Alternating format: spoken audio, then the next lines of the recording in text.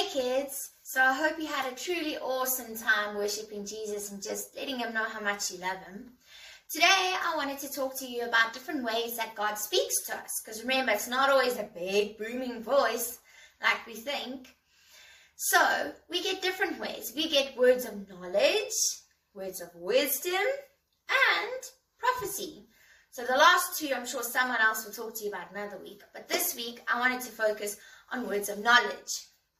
Words of knowledge are usually things that God speaks to us about that happened in the past. Okay, it's usually a fact or a piece of information about somebody or something else that God lets you know, but it happened in the past. So a silly example would be, let's say you haven't seen your best friend for a whole week, and God lets you know that they had spaghetti for dinner on Wednesday night. And let's say you see that friend soon afterwards and you say, hey, did you have spaghetti on Wednesday night? And she says, yes. Or he, how did you know? God gave you that piece of information. No one else knew it. So that's just a silly example. But how do we know that we are hearing God? And what should these pieces of information do for other people? So, I like to remember. Here's my trusty toolbox to help us remember. So, 1 Corinthians 14 verse 3. It speaks about how when we prophesy, when we give these words of knowledge, they should always escape. So, they should encourage people. E for encourage. S for strengthen people. And C for comfort them. So, that's just a quick way. I also have some other cool and exciting things inside my toolbox. So, if we look, we have a little heart.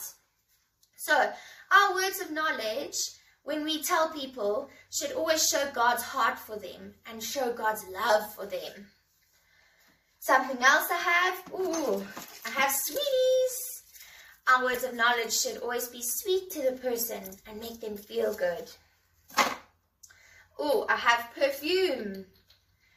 Our words of knowledge should always create an atmosphere of God. So let people really feel God and have a touching experience. I also have a gold ring. Our words of knowledge should let people know how much God values them. I have a torch. Our words of knowledge can shine light onto God's purpose for that person that you are giving a word of knowledge. And finally, I have a South African flag. So just as my identity, I am a South African, so we want our words of knowledge to show people their identity in Christ, that they are sons and daughters of Christ.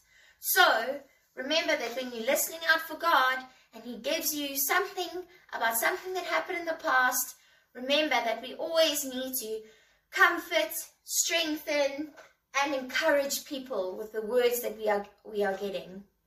So I hope that helps you understand.